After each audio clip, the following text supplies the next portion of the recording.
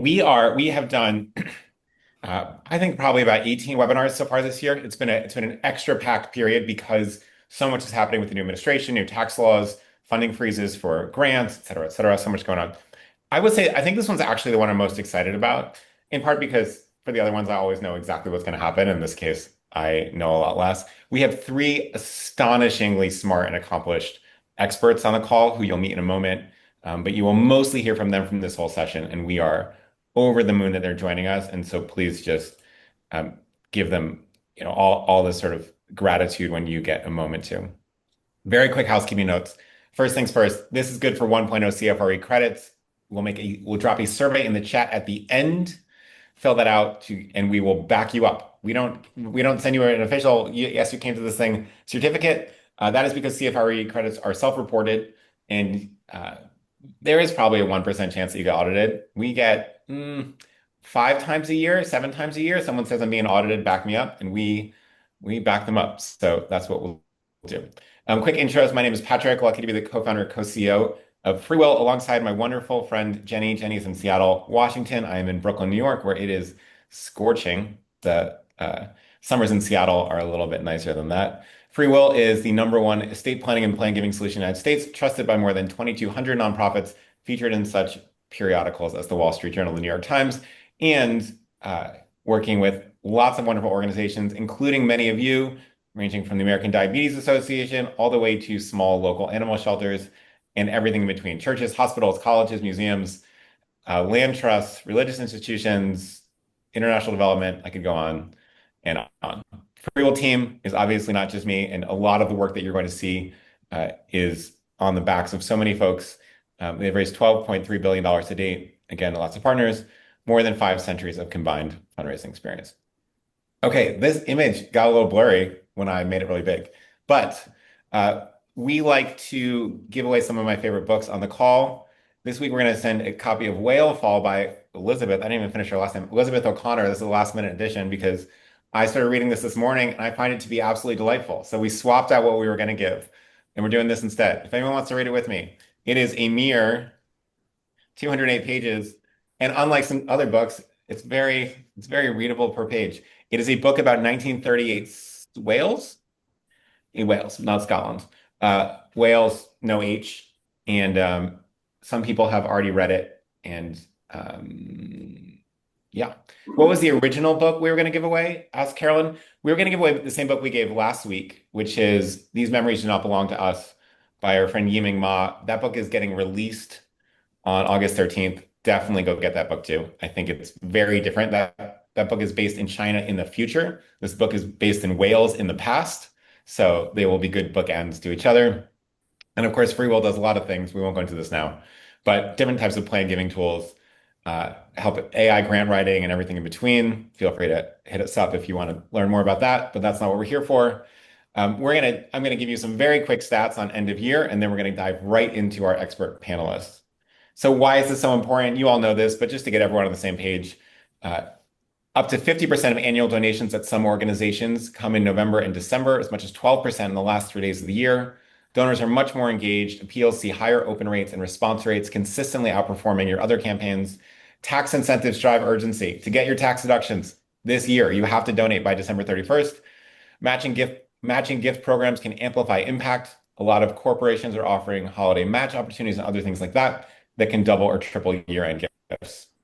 Why do we think about non-cash gifts at end of year? Charitable gifts from wealth tend to be much larger. As you think about trying to hit your end of year goals, the fastest way is to increase your gifts from existing donors. And the fastest way to do that is to change the way they give. Research from our dear friend, Dr. Russell James, who has been, I think, a 2-time, 3-time now appearance on this webinar says that non-cash gifts nonprofits who receive non-cash gifts grow their fundraising revenue 5 to 6 times faster over a 5-year period than those receiving only cash. Promoting tax smart gifts at the end of year is when you're most likely to see a high volume of donations and when people are being most thoughtful about the way they give. This is a really important point. It's that sort of like theoretical dinner table conversation between, a married couple saying, what should we give this year? How do we prioritize this? And how should we give and how much? That's the moment where a lot of these types of gifts can change. We see this in terms of Non-cash giving, you can see QCDs, donor advised funds, stock gifts, crypto, all way up in Q4. So we want to be ready for this, right? 53% of gifts we saw across these 2,200 nonprofits came in Q4. So don't take my word for it.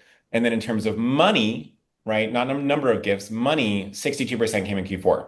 This is a really big freaking deal. How might you think about your end of year? And we're going through this quickly so we can spend a ton of time with our experts. October 9th, DAF Day. Don't forget about it. October 25th and 26th, that whole week, National Estate Planning Awareness Week. That is a congressionally named week. December 2nd is Giving Tuesday, of course, and then you know when the end of the year is. DAF Day is a new national observance for donors and nonprofits to get more from giving with donor advised funds. It started in 2024. The donor funds reported that daily giving surged 4x, translating to a $3 million increase in a single day. For them, DAF provider Daffy saw a 440% spike that day. Our dear friend Trish and Susan G. Komen received $267,000 in single day DAFs in 2024. Good for you. That's very exciting. In Nepal, National Estate Planning Awareness Week, you see this big bump, right? Is nationally recognized moment to address the fact that 2 out of 3 Americans don't have an up-to-date will. Last year, our partners raised over $50 million across FreeWill from direct outreach and a 415% increase in people making their estate plans. Why does that matter? Because you cannot make planned gifts without making estate plans. Well, you cannot make bequests without making estate plans. We'll say that. And so this ends up being really important. All right, enough from me. You get to hear from me most times. I'm going to tell you about 3 astonishingly smart and accomplished women. Trish Davis, the Vice President of Major Gifts and Planned Giving at Susan G. Komen. Pam Leonard, the National Executive Lead, Charitable Estate Planning for the American Heart Association. And Rebecca Locke, a Vice President of Gift Planning at the American Red Cross. You have likely heard of all of their organizations. You have likely heard of many of these folks. You may be lucky enough to know them personally. So very quickly, Trish is the VP of Major Gifts and Planned Giving at Susan G. Komen. She leads a dynamic team to drive mid-level. She drives mid-level fundraising, major gifts, planned giving, and a comprehensive national stewardship program. You thought you were busy. She leverages tech to provide innovative giving. She scaled technology and processes from a team of 10 to an integrated organization-wide operation of 100. We can ask her how she did it.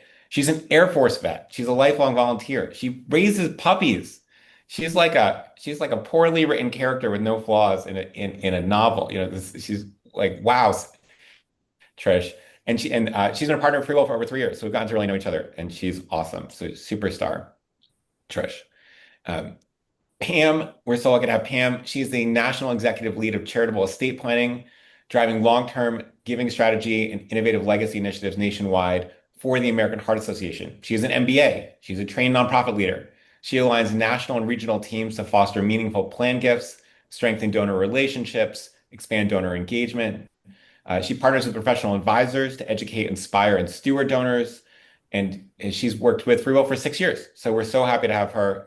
I think I probably chatted to Pam 8 years ago, 9 years ago, and she gave us some of the best advice early in the process. And then lastly, Rebecca Locke is here. We're so lucky to have her. She's a VP of Gift Planning at the American Red Cross, which I'm sure you've heard of. She leads a national team of 40 people to drive bequests, charitable trusts, complex assets, legacy giving strategy across the organization. She pioneered Red Cross's first field-based gift planning program in Florida and helped scale it over 2 decades. She's the past president and current VP of governance for the American Council on Gift Annuities, which is a very thoughtful planned giving body. 30 years of experience in fundraising, nonprofit leadership, and gift innovation, and so on and so forth. So we're so lucky to have those people. So I'm going to stop sharing my screen. I'm going to welcome Pam, Trish, and Rebecca. Very quickly, before we get into the official questions, thank you for being here. Pam, what is one thing making you happy? I know we didn't give you that question in advance, but No, putting you on the spot. absolutely. I just ordered my first e-bike. And so I am like waiting, like it is all the holidays and my birthday combined for it to be delivered. So yeah, that's what's at the top of my list right now. Amazing. And Pam, remind the group where you live. I live in North Central West Virginia. Yeah. So amazing bike trails to be had. Trish, what's making you happy today? We have been spending a lot of time on the golf course, and it's been really great. My 13-year-old son is getting really into golfing, and it's been a lot of great time in the sunshine. It's been making me really happy. I'm not a golfer, I will preface that, but I love being out there and riding around and spending time. So it's been just awesome. That's amazing. And Trish, remind us where those golf courses are and where you live.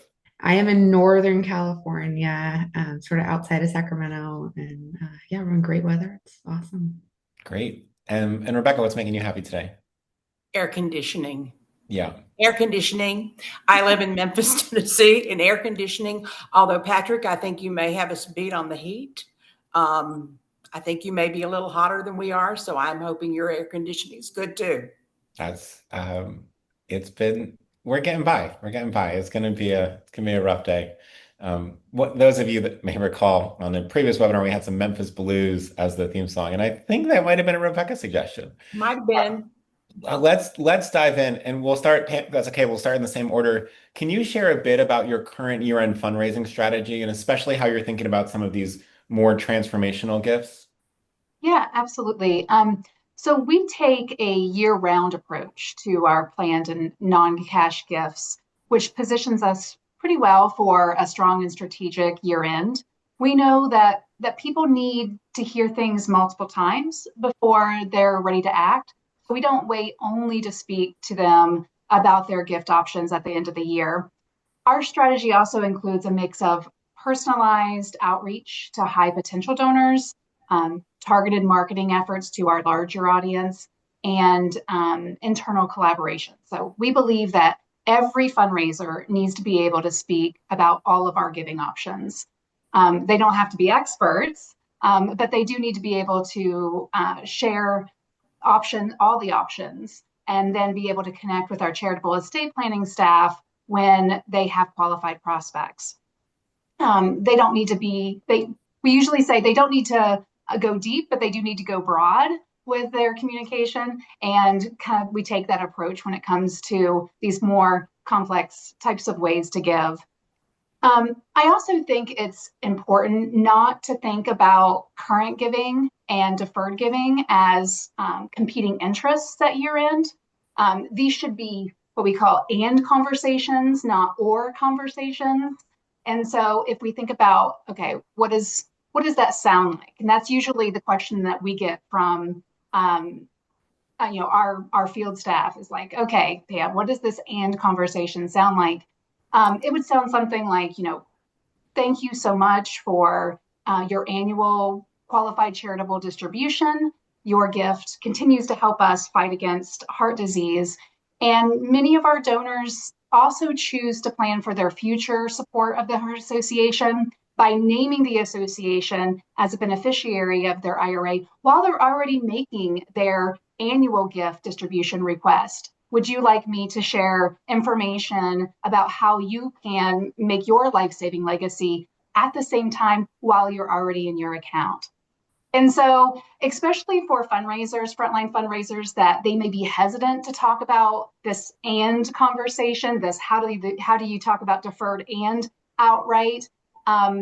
This feels more like just, you know, customer service, right? Let me help you. You're already in there. I'm going to share the information that you typically will need to make your gift. But while you're in there, let me save you some time. Many of our donors do this, and it's more of a kind of a passive approach to solicitation. And donors often say thank you. And when donors say thank you to you, when you're asking them for a gift, you're doing something right. And so it makes it real timely. And again, it's making this act of making a deferred gift something that's commonplace with our donors, or to your point, the Russell James speak, we're making it a social norm by telling them what other donors are doing at the same time that they're making their qualified charitable distribution. So yeah, it's a little bit of what we're doing. I love that. I want to pull out one thing that Pam said. Everything was helpful, but this feeling of this is what other people are doing. Would you like information on it? Is a widely applicable skill. It's very useful in QCD to IRA beneficiary designation conversation. It can be very useful in a lot of these dynamics. So sort of I'll probably like double down on a couple of things that these guests say today and be like, write that down. We're gonna have so much information. You're gonna miss. You're not gonna use all of it, and so that's a big takeaway. Rebecca, let's go to you. How is the Red Cross thinking about end of year giving? So many of these, a lot of folks here from very large organizations, a lot of folks here from very small organizations. They can really learn from the expertise that you all have honed over time. Well, like Pam said with the American Heart Association, we think of this as really a continuum, and trying to look at it from the donor's point of view. The old calendar where you would mail out year-end giving things in November, maybe you're thinking as early as October, is really no longer applicable. People are looking for information all the time. And so you've got to make that information available, not only through direct outreach, but the kinds of things that people can get passively, like your website, like messages on social media platforms that our donors are out on, and we need to be out on as well. But looking at it as a continuum is really the sort of the philosophy that we're going from. But we are also looking at year end and thinking of year end as not only a time where we are hoping to get more donations and get people to make gifts that maybe they've not made year long, but also an opportunity to steward the donors who are already giving on a regular basis, and making sure that our donors know how much we appreciate them every day of the year. I learned something years ago from Elizabeth Dole was our president for a time. And it was new to me at the time, and maybe is new to some of you all, but she would not send out holiday cards. She sent out Thanksgiving cards. And I just thought it was a wonderful strategy. You're in people's mail long before they may have been getting holiday cards from others. And you may be the very first that they hear a thank you from. And that's one of the things that we do at year end, is we make sure we're saying thank you as well. But this year end giving strategy is something that I feel like no matter how big or how small your shop is, building that into your strategy is the way to go. I love that. I think that the Thanksgiving idea is so smart. Really, really thoughtful. Trish, Elizabeth Dole is my source for that. I love that. Trish, what about you? How are you thinking about end of year? Actually, let me pause that. There's one thing I wanted to pull out from Rebecca, that Rebecca said that I want to, again, write this down, underscore, triple highlight. The old calendar is dead, right? I thought you said that as succinctly as anyone's ever said it. That the education and this work has to be done throughout the year. And we are frankly in more of a war for attention than we were when we were fundraising in 1992. And so we have to accept that, and that people take a little while to acclimate it. And this is why you will see a Coca-Cola ad 30 times before you go to a grocery store, not just at the grocery store, right? This is sort of a well-developed strategy, but Rebecca nailed it. Trish, what about you? How are you thinking about this?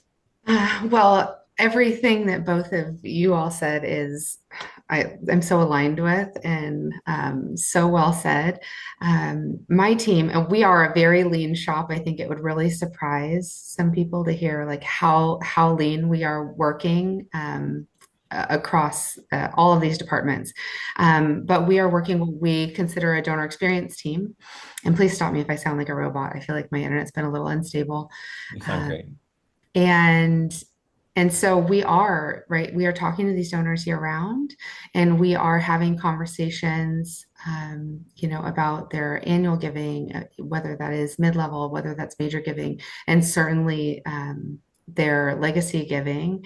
And a great example, what someone on my team and this is really in my mid-level team, had a great upgrade for her donor. And as we're heading into Make a Will month, was already having those and conversations. And this donor is considering adding 3 organizations into their estate plans. And Komen is one of those that they're considering. And so now she's including me in a meeting. We're going to have a meeting with that donor next month, and hopefully be included in a very large estate gift with them. And so it opens the door, I think, when we are just always open and always including those in those conversations with those donors, and not saying no for them. We're trying to always have our team, we don't want to say no for donors. And so having those, I like how you said it, Pam, that yes. And so year end for us is all year round. Right. And I we're think, in the thick of it. Trish, one thing you're saying is that donors are really waiting for this invitation. Like, it is a mistake Absolutely. to know that most donors know about plan giving. It is not something that anyone's ever, besides the 4 of us, no one talks about this stuff at dinner, right? No, Nobody, their friends don't talk about it at cocktail parties.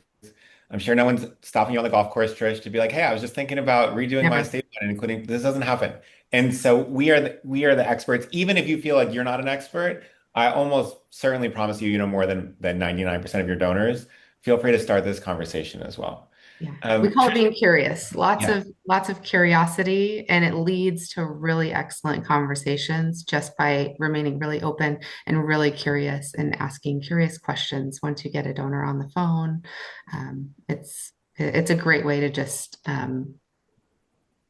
get into those conversations with donors. And my team is excellent at being curious, and it's fascinating the conversations that come out of those. That's a great aspect of organizational culture. Yeah. Rebecca, diving into specifics for a minute, is there a specific campaign or tactic that you've used in the past year that you've found to be particularly effective?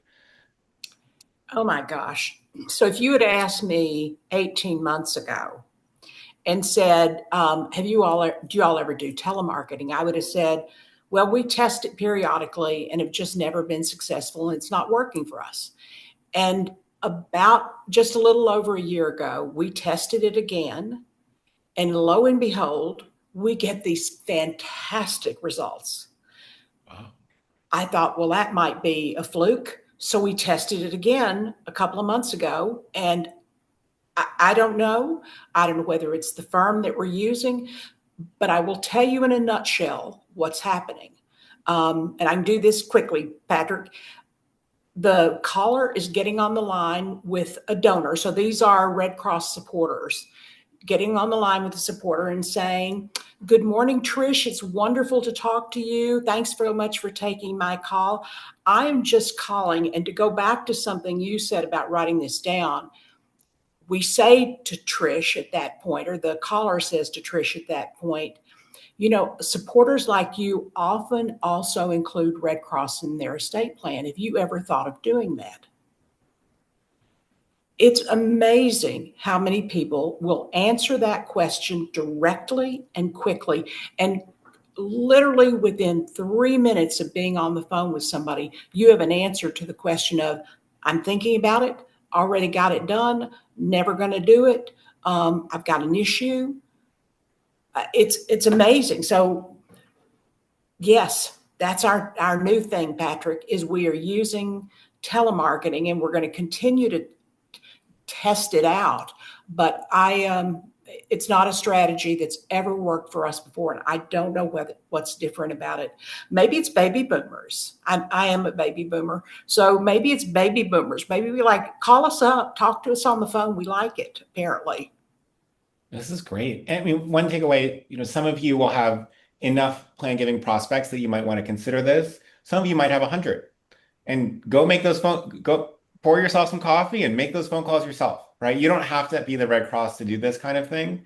And the big takeaway from Rebecca, Rebecca is smart and experienced, and she's still surprised at how receptive donors are, right? And so it's fair if you are surprised by this, but donors who are already given to your organization want to help your organization.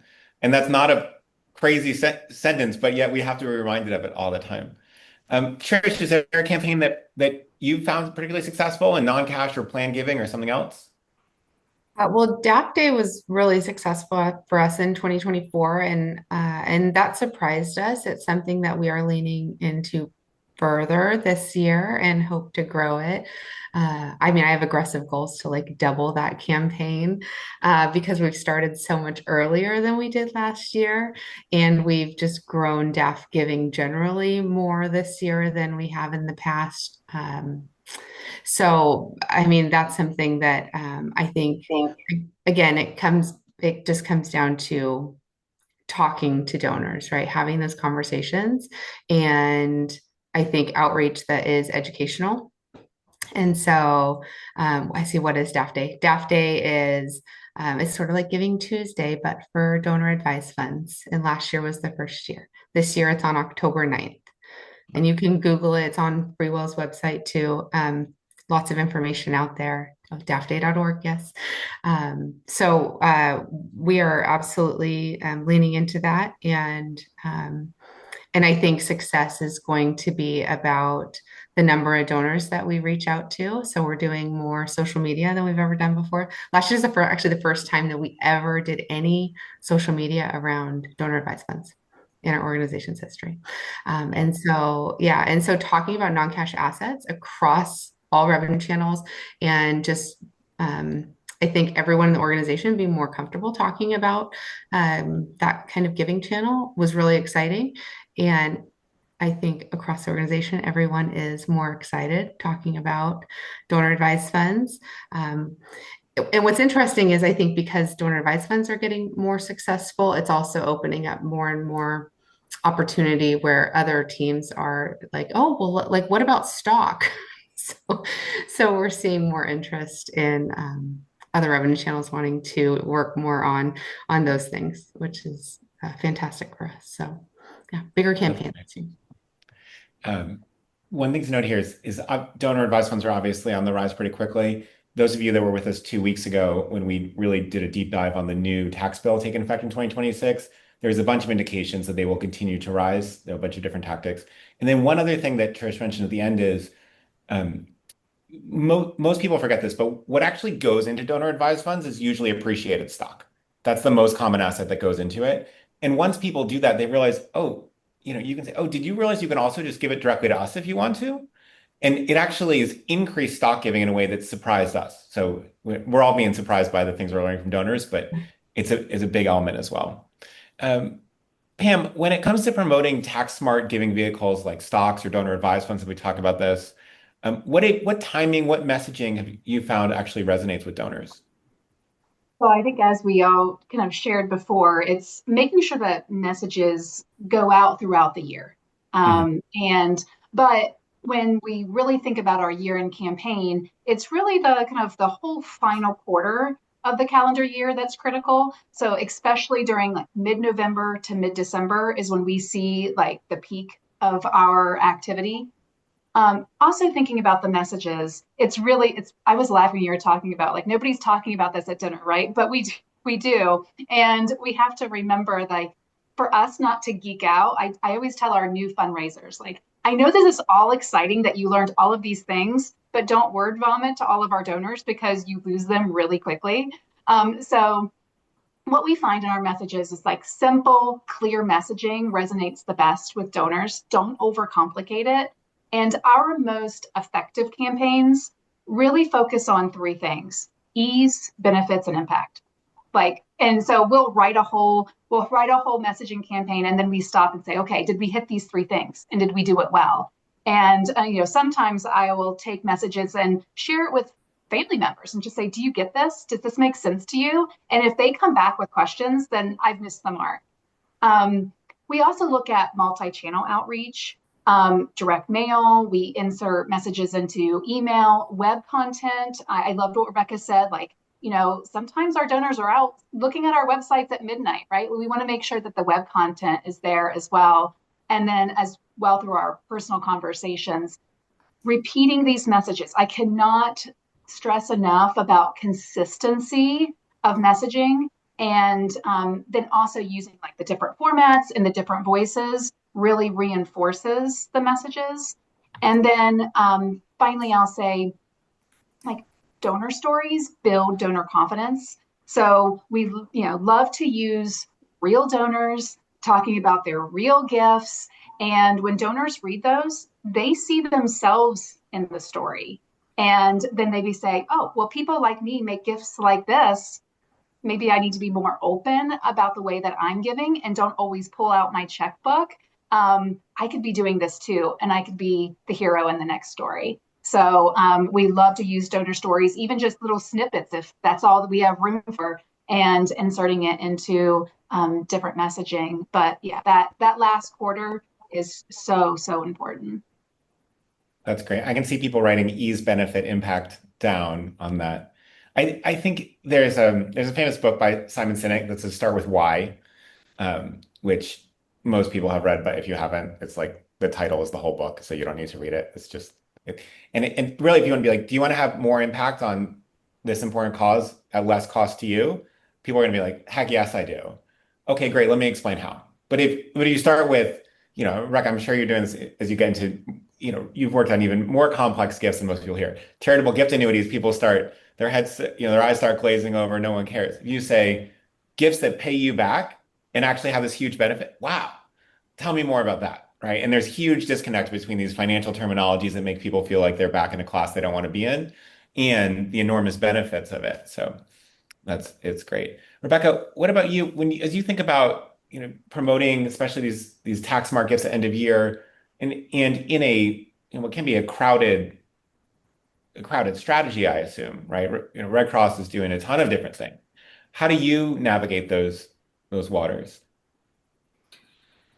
I think it goes back to the very first thing that Pam said, which is you cannot underestimate, you know, sprinkling this messaging everywhere. Every place that will give you a one line on in their middle of their newsletter, one line on the website, whatever they'll give you, sprinkling this messaging everywhere. So we try to make this much more of a natural conversation. And sometimes it's a matter of doing this same strategy of sprinkling it everywhere with your own colleagues and your own board members so that they begin to think of this not as the class that they are sorry they signed up for, but something that's natural, more natural to talk about. I mean, we've got a long way to go. I wouldn't say that any donor of ours would say, "Oh yeah, we talk about this all the time." I'm sure from their perspective that's not true, but we are using every vantage point that we can reach to reach donors with messaging at every moment of the year. And then you ratchet that up a little bit at year end, but understanding that there is a lot of other um, information that they're getting at year end from everything from corporations to other charities. But I see other charities marketing of these gifts as a benefit because I don't know about the other, everybody else on the call, but we rarely see a matured end of life plan that does not include the local food bank or their church or the Heart Association or Komen or any one of the other organizations that are on this call. And so when you market to your constituents, we all win. I think it's a great point. We see it a lot, and I'm sure you all, Pam and Rebecca especially, I'm sure you all had conversations where donor includes both of y'all, and uh, Absolutely. we think about Make a Will month just passed in or it's about to start rather in August, and National Estate Planning Awareness Week is October, and it's like the best thing you can do is participate, and the second best thing you can do is tell your three friends at other charities to participate too. And it's not it's much less competitive than people think. Yeah. Uh, Oh, Patrick, I would add, uh, I should have told you last year actually, Make a Will Month was our top performing email. And so our marketing team's really excited this year as we launch that campaign. Um, I just sort of forget because I feel like we're already in it. Um, but we were shocked that that was our top performing email across the organization last year. wow. I think you're That's making awesome. one. Yeah, and that is our biggest month for new bequests. And so this year, the addition that we're adding, we're templating 110 fundraisers for one-to-one conversations as well, in addition to the email marketing campaign. So I'll be interested to see the any additional lift in those bequest conversations. But Yeah, that's really interesting. I mean, Trish, just staying on this topic for a moment. I mean, you all have, as do Pam and Rebecca, you have a lot of donors. And we know that everyone is a plan giving prospect, which is a thing that some organizations miss, and you all do really well. Everyone's a plan giving prospect, but also Trish can't talk to a million people a year. How do you all segment for plan giving, and how do you try to reach the big group, but also high touch, the most likely prospects? What's your thinking on that? well, we've been doing some interesting testing using some propensity to give models. One interesting thing that we've learned from our data, plan giving modeling has actually been a little challenging because of the way that we um, document realized planned gifts. So we're making some adjustments in how we load data into Salesforce. But we are segmenting on lots of other things, lifetime giving and age and even some geographic data that we're using based on things that we know from people who have already made bequests to us. And a lot of that is FreeWill data. More than 80% of our current bequests are still coming in through our FreeWill National Partnership, Um, which for us has been really, really valuable, especially because we just have such a lean team. It's myself and one other person that are really focused at all on planned giving, and that's not even, our full-time jobs. So FreeWill has just been, a huge part of what we're able to do and the data that we have and are able to capture and then segment and create lookalike models. So lots of testing though, and every time we try any kind of test, we learn something new.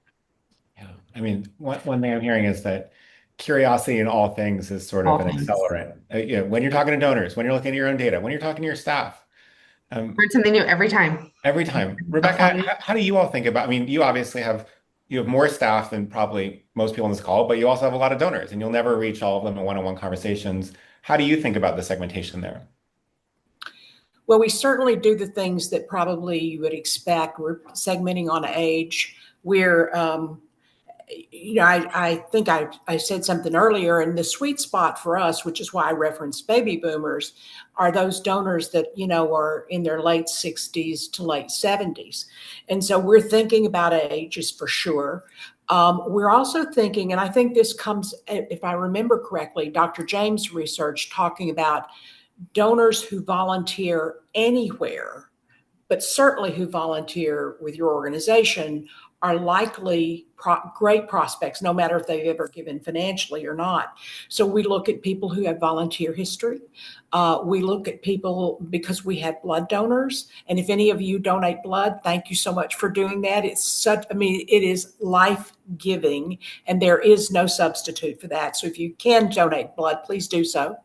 But blood donors make fantastic planned giving prospects. They love to hear this kind of information. So we look for those kind of variables. But I think, when you can, as I said earlier, sprinkle. And one of the ways that we sprinkle is sharing and this is not a promotion for FreeWill at all, but we send out to everybody. Everybody needs a plan. So how do you get that kind of information in the hands of the most people with as much as little fuss as possible? FreeWill is the way you can do that. I mean, it's a tremendously helpful tool.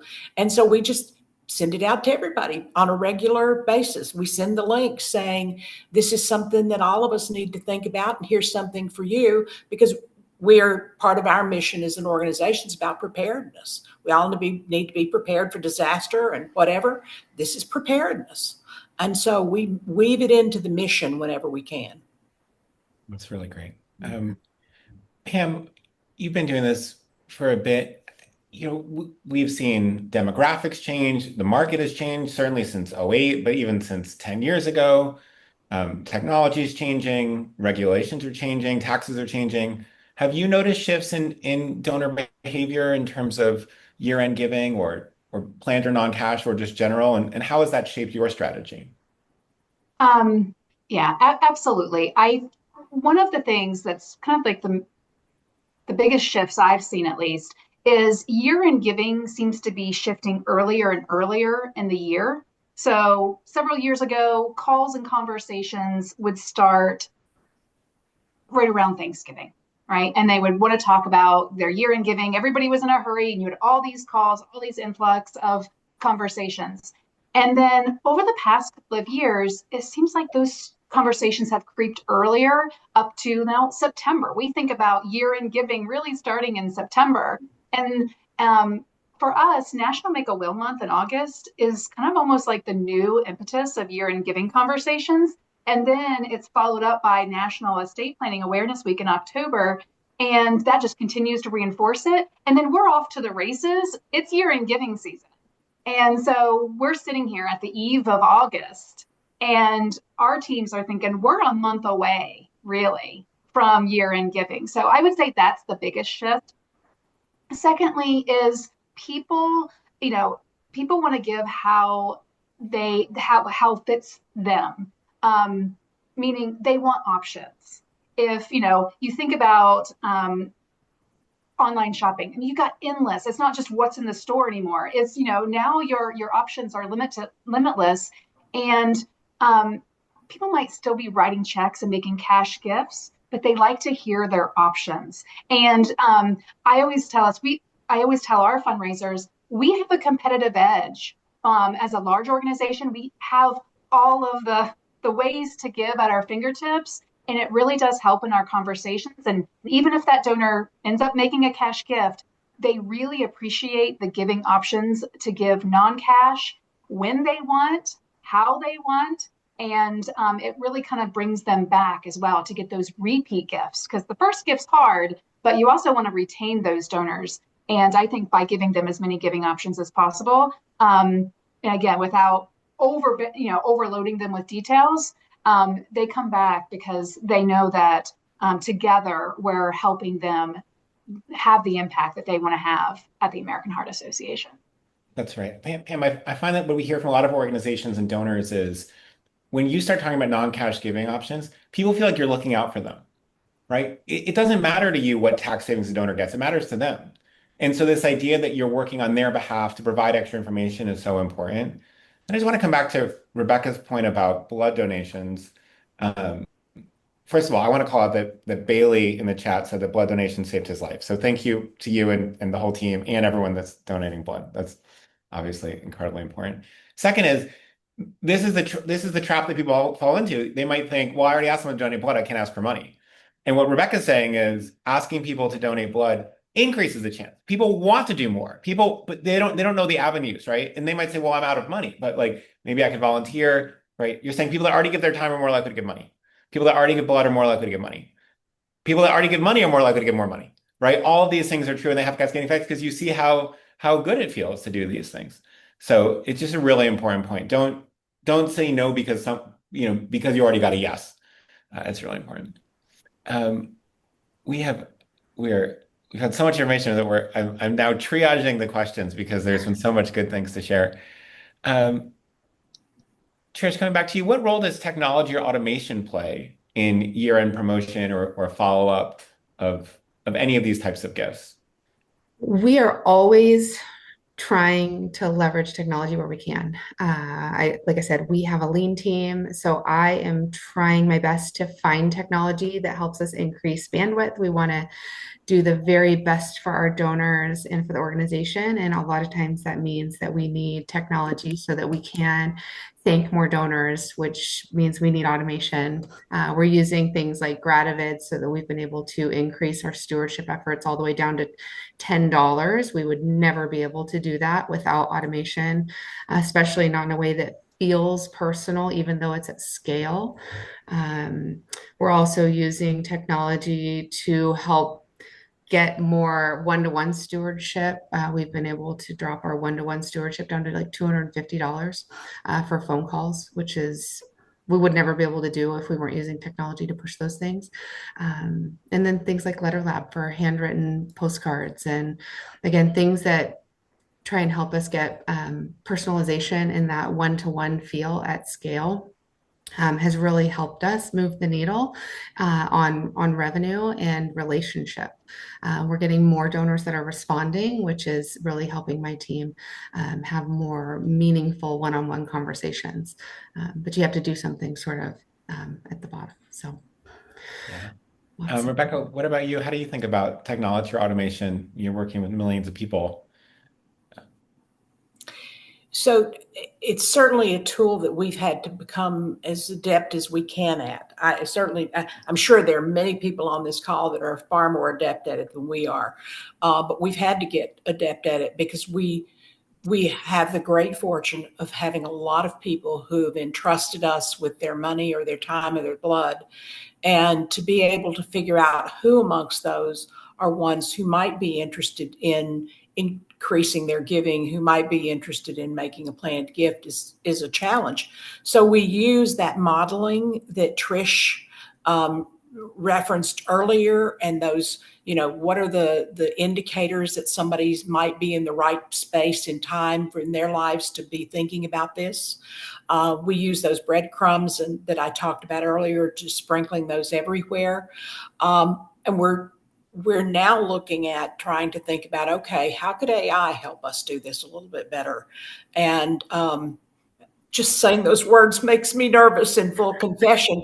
But I think there's room here. And I think if we don't look at what these options are, that organizationally we will be left behind, and we don't want to be left behind. So we're going to get into this space. And I think our donors will have an interest in ways that we can do that. But I've been thinking about, because we do have a lot of donors. We're very fortunate. We have people who want to invest in our mission, as does Trish and Pam. But for those of you who might be in smaller shops, who are out in a community, food bank, or at the local community theater, or in another organization like that, you have an advantage that the three of us would rob a bank for. And that is, who cares about the food bank. Who cares about the community theater. We have to go to try to find those people who care about that in the same visceral that they think of the community theater before they think of their kids. And who those people are. It's an advantage that we don't have. We have to try to use tools to search for that. That's great. One thing I think about sometimes when I think about your job, Rebecca, is most of you know this, but the Red Cross is about, what, 144 years old? Is that right? We are. Um, and so at some point, someone in Rebecca's job was like, y'all, there is a telephone that never existed before, and now we got to figure out, like, should we use it? Like, no, technology's scary. And like this, someone's running fundraising at the Red Cross, dealing, like they're having a little meeting somewhere, and someone's like, is the telephone ever going to be useful? And they're like, no, it's never going to be useful for anything. We're just going to keep walking to be, like it predates the automobile. Pam, your org's like 101, right? And so, TV ads, radio ads, certainly the internet, right? All these things. Trish, your org's a little bit newer, but it existed before AI. And at some point it's going to be 100 years old and you're going to have to run through this whole plan. And people have gone through this forever, right? The blacksmiths were like, oh, gotta learn some new skills. This sort of sucks. Like, I'm really good at blacksmithing. And yet, like, this is the journey we all go on as a species. So it's really interesting to watch. We only have a couple minutes left. So Pam, I'll start with you, but like any sort of final advice for the group thinking about these transformational gifts, either end of year or immediately, and then we'll go to Rebecca and Trish. Yeah, I would just say don't let complexity become a barrier to opportunity. Again, non-cash and planned gifts, they can truly be transformational. Just mentioning them at year end can really unlock this generosity that you didn't know was there, or just generosity in new ways. You don't have to have hundreds of fundraisers. You don't have to have multi-million-dollar marketing budgets. Be consistent, and the results are going to flow. So yeah, just start simple, but start. That's right. Whatever works with a million people works because it works with one person. And so you don't have to have that. Rebecca, before you go, I just want to call out for folks.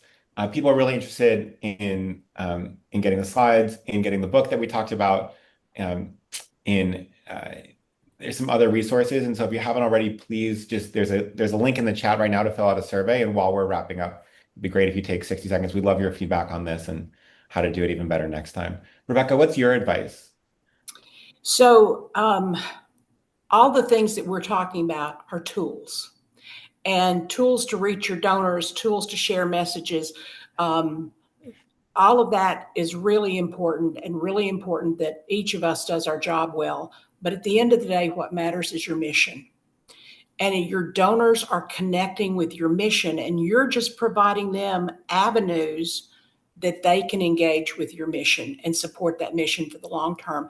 So don't let mission be lost in all of the tools and the technology that we put to use. It's just a way for somebody to say, I care deeply and I want this to succeed. I love that. Trish, what's your parting advice? I think a lot of the same. Sometimes, we have to get out of our own way and not wait for, a new thing or a new campaign or a new society. We have to pick up the phone and call our donors. We know what programs we have. We know what we need to fuel our mission. And I had this conversation the other day with a staff member, and I was like, you know what we need, and, don't wait for the thing. And sometimes we can, get paralyzed with all of the data. So figure out how many donors you can talk to with the data that you do have, and digest that and pick up the phone. You'll be successful. I love it. I'm going to share my screen very quickly for one quick announcement, which is for those of you that are interested in diving even deeper here, next week, we're really stacking them here.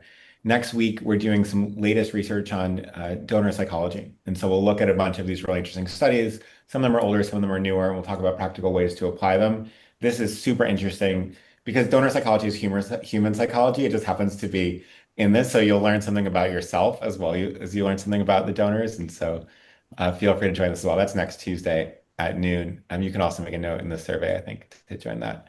And that is it. So I just hope everyone can join me in thanking Trish and thanking Rebecca and thanking Pam.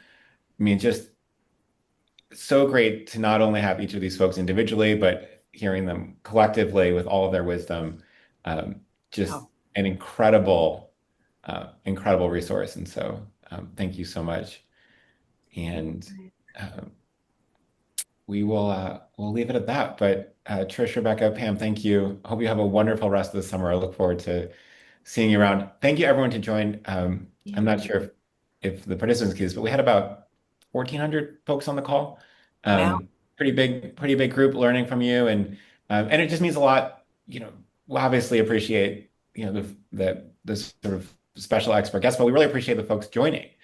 You're all doing what my mom calls the Lord's work all around the world, right? In food shelters, in museums, in schools, and coming here and making yourself just a little bit smarter and taking the Thanksgiving card or the three-part framework that Pam talked about, or Rebecca's command to destroy the old calendar and rebuild it from scratch. All of Trish's sort of conversations about technology and how to use it to automate. Many of you are probably in the place where you wish you had more time and more hands and more money and everything else. And so figure out ways to make it as easy as possible. So thank you so much. Really appreciate y'all and have a wonderful summer. Talk to everybody soon. Thank you, guys.